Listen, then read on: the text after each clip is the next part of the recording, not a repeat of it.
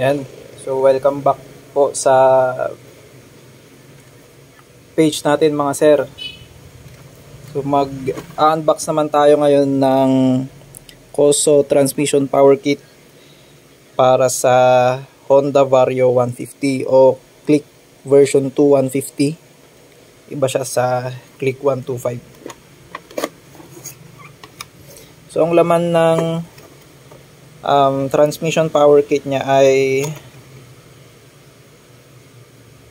drive pulley, slider piece, pulley cam, which is yung back plate, drive face, spring, center spring to, clutch springs, tatlo, tapos rollers o mas kilala nating flyball, 4.5, tapos 15 grams.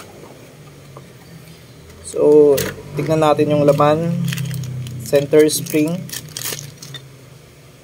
na 1.5 RPM. Tapos yung clutch springs tatlong 1,000 RPM. Tapos drive face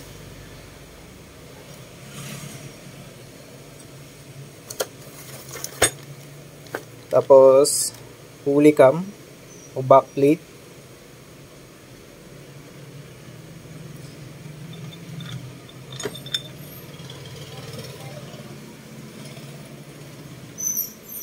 pulley, ayan, tapos rollers tatlong 14.5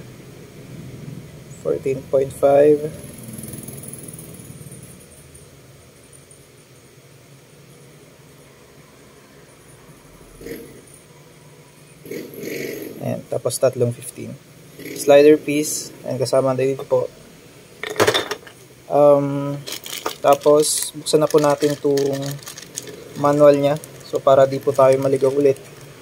Press siya ng transmission kit ni NMAX, meron ding manual, stickers,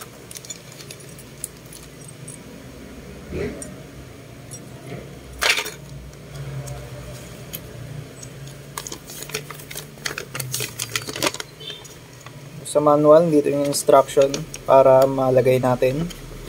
So ang roller placement position niya ay nasa kanan yung 14.5, tas nasa kaliwa yung 15 grams kapag nakaharap sa'yo yung pulley ramp o lagayan ng bola.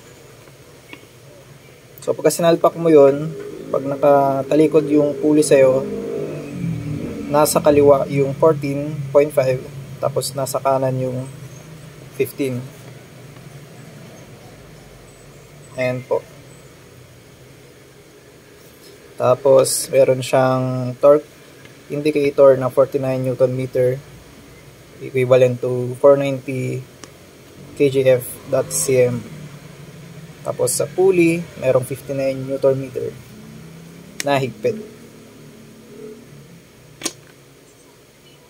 And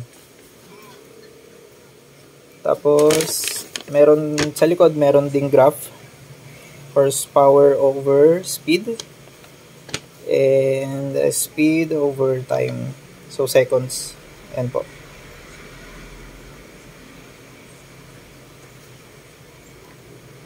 Ayan.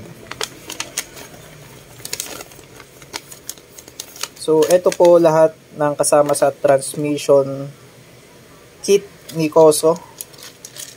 And drive face, pulley, slide piece, bola, center spring, clutch springs. So kompleto na po, isasalpak na lang.